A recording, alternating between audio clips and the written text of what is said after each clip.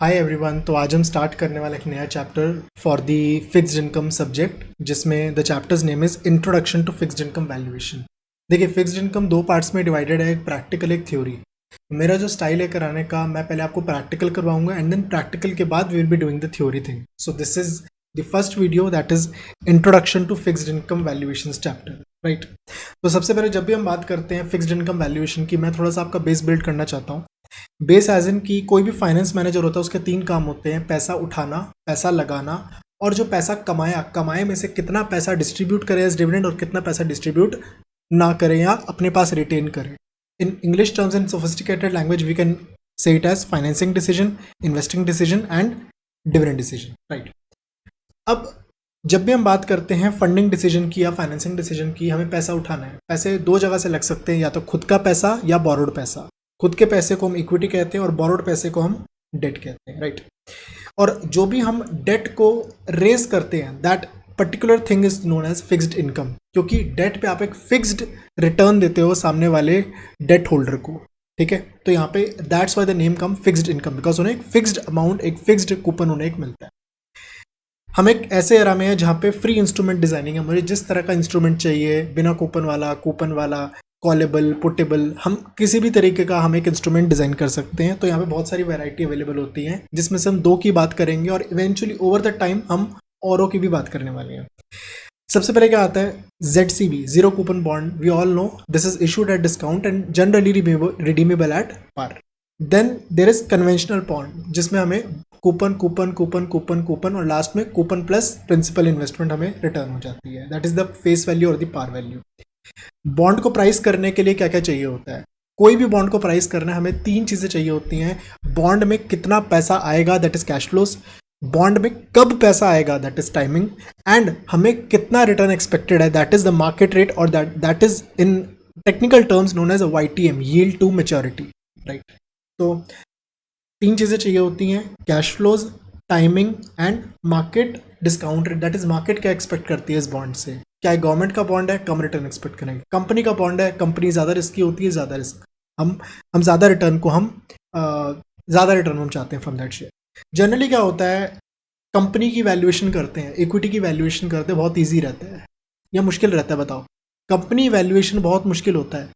मैं अगर वैल्यूएशन करूंगा एक कंपनी की, विप्रो की, आप अगर विप्रो की वैल्यूएशन करेंगे, कोई और वैल्यूएशन करेगा, सबका आंसर अलग आएगा। लेकिन बॉन्ड के केस में सबका आंसर सेम आता है। बताऊं क्यों? फ्यूचर कैश फ्लो, मुझे पता है कितना कूपन मिलना है, आपको भी पता है कितना कूपन मिलना है, दोनों ने कैश फ्लोज को सेम लिया है। टाइमिंग ऑफ कैश फ्लोज, मुझे पता है 6 महीने बाद इतना कूपन मिलना है, फिर 6 महीने बाद इतना मिलना है, आपको भी पता है टाइमिंग कितनी है। मार्केट डिस्काउंट रेट, जो कि रिस्क चल रहा है, which is already imputed in the bonds का प्राइस। तो ये सब चीज़ें ऑलरेडी दी होती हैं। तो 99.99% चांस होता है कि bonds are always fair price. That is IV0 is equal to P0। Price is always equal to what should be the price of a bond. लेकिन शेयर्स के केस में, because share valuation, equity valuation is a subjective thing, वहां पे difference आ जाता है मेरी valuation और आपकी वैल्यूएशन में। That's why the share might be under priced, over priced और fairly priced. But generally all the bonds which are listed, they are, what do you say, fairly priced. That is IV0 is equal to P0. Bond pricing एक DCF affair होता है, simple. जिस तरीके से एक equity valuation में, company में हम डिविडेंड्स को डिस्काउंट करते हैं, यहाँ पे हम कूपन को डिस्काउंट करते हैं और लास्ट में कूपन प्लस प्रिंसिपल को हम डिस्काउंट करते हैं। कूपन रेट हमेशा एक परसेंटेज ऑफ फेस वैल्यू होता है, that is very important thing. और जो मार्केट का डिस्काउंट रेट होता है उसे हम R बोलते हैं, I/Y। हमारे कैलकुलेटर में I/Y की जगह वो आता है।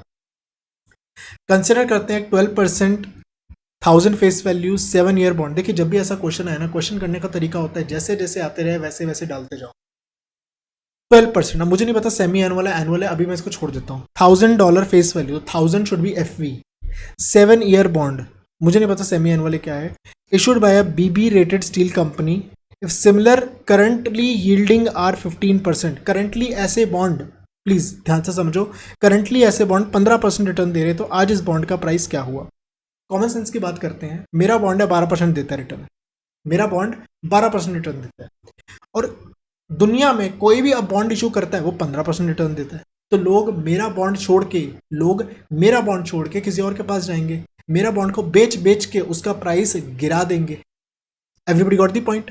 दैट्स वाई मेरा बॉन्ड का प्राइस 1000 से लेस आना चाहिए। अगर एग्जाम में 1000 से लेस कोई भी आंसर है, एक ही आंसर, एक ही ऑप्शन है, तो बिल्कुल उसको टिक करके कैलकुलेशन भी करने की जरूरत नहीं है, आंसर आपका 1000 से कम आना चाहिए। जैसे हमने देखा आंसर हमारा 875 आया। अब करना कैसे, कैलकुलेटर पे अपने अपने फाइनेंशियल कैलकुलेटर को ओपन करेंगे, हम डालेंगे 120, क्योंकि 1000 का 12%, that is 120 should be PMT, 1000 should be FV, and 7 should be N, 15 should be I by Y। I by Y में वो डालते हैं जितना मार्केट में रेट चल रहा है, and we will compute present value, that is price. जिसको नहीं समझ आ रहा क्या हो रहा है, देर इज कैलकुलेटर, कैलकुलेटर में फिगर्स डालेंगे, अपने आप आंसर आ जाएगा, दिस इज 875, राइट। ये यहाँ पे ये किया हुआ है, how it is done, it is a very simple affair.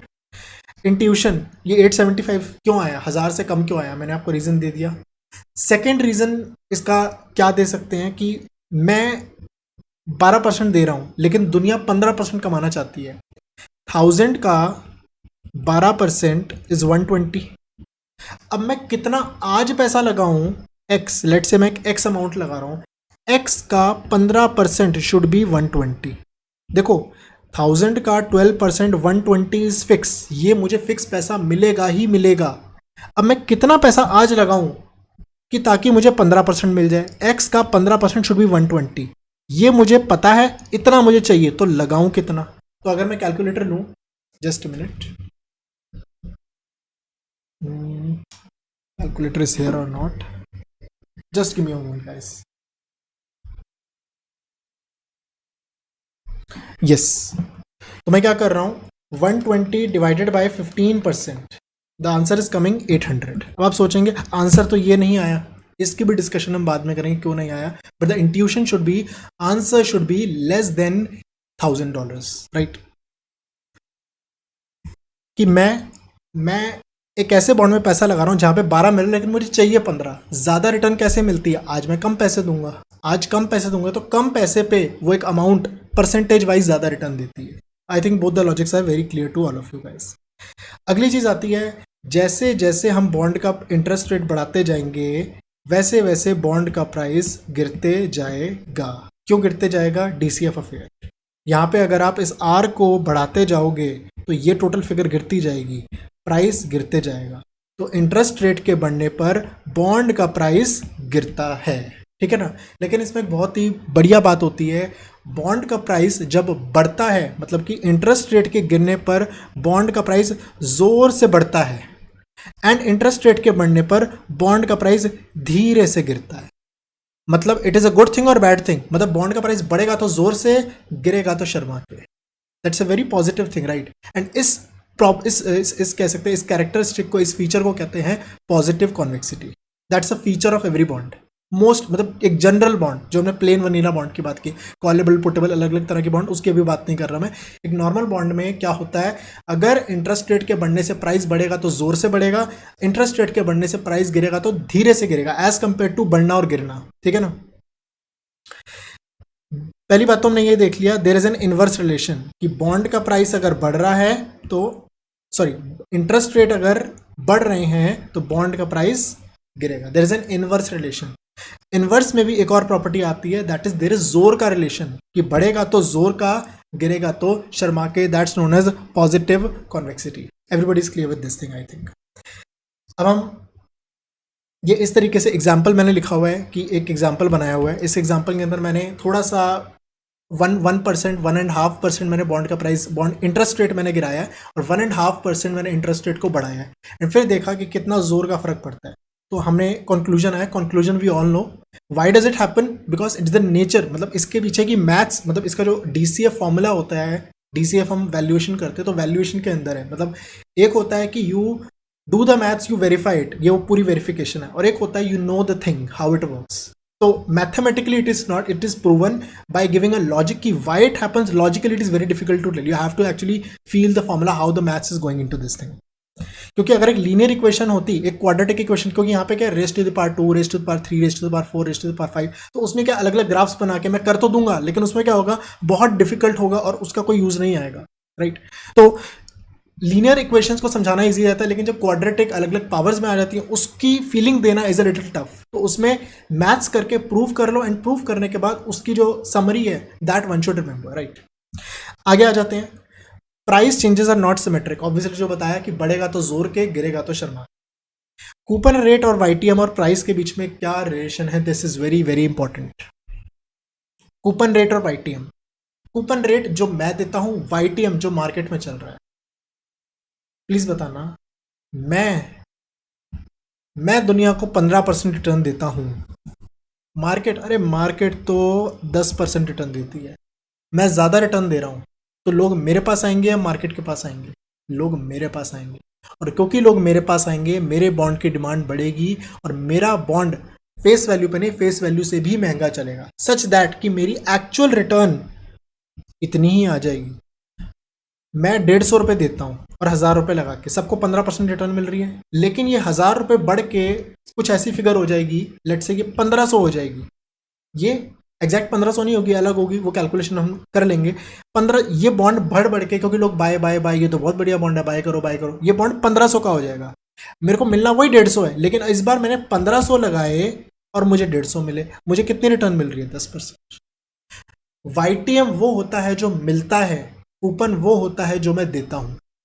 अगर मैं 15 दे रहा हूं, मिल उन्हें 10 ही रहा है। कैसे? क्योंकि मैं उनसे ज्यादा पैसे ले रहा हूं, ज्यादा पैसे लूंगा तो उनकी रिटर्न कम हो जाएगी, एज सिंपल एज दैट। इसी तरीके से आप यहां पर भी लॉजिक लगा सकते हो कि अगर जितना दे रहा हूं उतना मिल रहा, 1000 ही चलेगा। मैं तो जी 15% रिटर्न देता हूं, मार्केट 20% रिटर्न देती है, तो लोग मेरे बॉन्ड को बेच बेच के मेरे बॉन्ड का प्राइस गिरा देंगे और मेरा बॉन्ड डिस्काउंट पे चलेगा। या फिर इसको और तरीके से सोच सकते हैं, मेरा बॉन्ड सस्ता हो जाएगा, इतना सस्ता हो जाएगा कि उस सस्ते पे 150 रुपये की रिटर्न जो आएगी वो 20% के बराबर आएगी, as simple as that. I think the concept is very clear to all of you, right. अगला आता है मेच्योरिटी यील्ड कांस्टेंट, मतलब there is a concept called constant yield price trajectory. Price एक तरह से चलता है। अगर एक पार बॉन्ड है, लेट से एक बॉन्ड है जो 3 साल के लिए इशू हुआ है, तो 1000 का है, 1000 रहेगा, 1000 रहेगा, 1000 रहेगा, 3 साल ऐसे चलेगा। लेकिन कोई प्रीमियम बॉन्ड है जो कि रिडीम करना है 1000 पे, उसका नेचर ऐसा होता है कि वो प्रीमियम पे शुरू होता है, इशू होता है, और वो धीरे धीरे करके ओवर द टाइम वो 1000 की तरफ बढ़ता है। और जो डिस्काउंट बॉन्ड होता है वो भी धीरे धीरे बढ़ के पार की तरफ आता है। पार की तरफ का मतलब है कि वो उस तरफ जाता है जिस तक वो रिडीमेबल है, तो धीरे धीरे ओवर द टाइम वो वहां पे जाता है डिस्काउंट हो के। तो this is known as constant price yield trajectory, constant yield price trajectory, right. Discount और premium on a bond diminishes as we approach maturity. जैसे जैसे हम मेच्योरिटी के पास जाएंगे वैसे वैसे जितना इतना हैवी प्रीमियम था, अभी प्रीमियम कम हो गया, अभी प्रीमियम और कम हो गया, प्रीमियम और कम हो गया, डिस्काउंट इतना था और कम हो गया और कम हो गया और कम हो गया। जैसे जैसे मेच्योरिटी के पास जाते हैं डिस्काउंट और प्रीमियम वैनिश होने स्टार्ट हो जाते हैं, provided the bonds are redeemable at par. इसमें 2 तरह की ट्रीटमेंट होती है, कुछ मुश्किल नहीं है इसमें, बस ये होता है कि माइंड में बिठाना होता है कि क्यों ऐसा होता है। देखो, अकाउंटेंट्स ज़्यादा आलसी होते हैं, या फिर एक बंदा जो फिक्स्ड इनकम कर रहा है जिसका वर्क ही यही है। समझने का तरीका बता रहा हूँ, हाँ, वो किस तरीके से मैंने इस कॉन्सेप्ट को अपने दिमाग में डाला है। अकाउंटेंट्स बहुत आलसी होते हैं यार, कि ज़्यादा काम नहीं करना, और जिसका फिक्स्ड इनकम ही सब्जेक्ट है, फिक्स्ड इनकम, खाना पीना सोना नहाना सब कुछ फिक्स्ड इनकम है, वो तो पूरी मेहनत करेगा। तो यहाँ पे अकाउंट्स में अलग तरीके से ट्रीटमेंट होती है, और फिक्स्ड इनकम जो करने वाला है उसकी अलग तरीके से ट्रीटमेंट होती है। कैसे होता है बता देता हूँ। एक बॉन्ड है 5 साल का है, 5 साल का बॉन्ड है, तो 5N। YTM मार्केट में 8% इंटरेस्ट चल रहा है, तो 8I/Y। 100 रुपये की फेस वैल्यू है, 100 FV। और जो कूपन देता है ये जो कूपन देता है 5 PMT, 5% इसका ये कूपन देता है। पहले मुझे ये बताओ, ये बॉन्ड प्रीमियम पे ट्रेड कर रहा है या डिस्काउंट पे ट्रेड कर रहा है? Please think and then give the answer. सोच लिया? मैं 5 दे रहा हूं, दुनिया 8 मांग रही है, तो मैं ज्यादा कैसे दूंगा? मेरा बॉन्ड सस्ता चल रहा होगा, दैट्स वाई मैं 8% रिटर्न दे पा रहा हूं जो दुनिया एक्सपेक्ट करती है। Everybody is clear with this thing. अब आता है कॉन्सेप्ट। 1 साल बीत गया, 1 साल बीत गया, और इंटरेस्ट रेट मार्केट्स में 8 की जगह 7 हो गया। अब बताओ आज इस बॉन्ड की क्या वैल्यू है? It's very simple. 1 साल बाद मेरा टाइम पीरियड 5 की जगह 4 हो जाएगा। आई बाय वाई कितना लूंगा, 8 लूंगा या 7 लूंगा, अभी मैं इसके बारे में बात करता हूँ। एफ वी 100 रहेगा, पेमेंट तो वही 5-5 मिल रही है। अकाउंटेंट्स है आलसी। अकाउंटेंट्स कहते हैं यार मार्केट में कुछ भी चल रहा हो, मैं तो इस हिसाब से अपनी अकाउंटिंग बनाऊंगा, मेरे को नहीं फर्क पड़ता, मेरे को तो यही काम करना है। और एक पर्सन जो फिक्स्ड इनकम करता है उसके हिसाब से वो आज का मार्केट रेट देखेगा और वो आई बाय वाई को 7 डालेगा।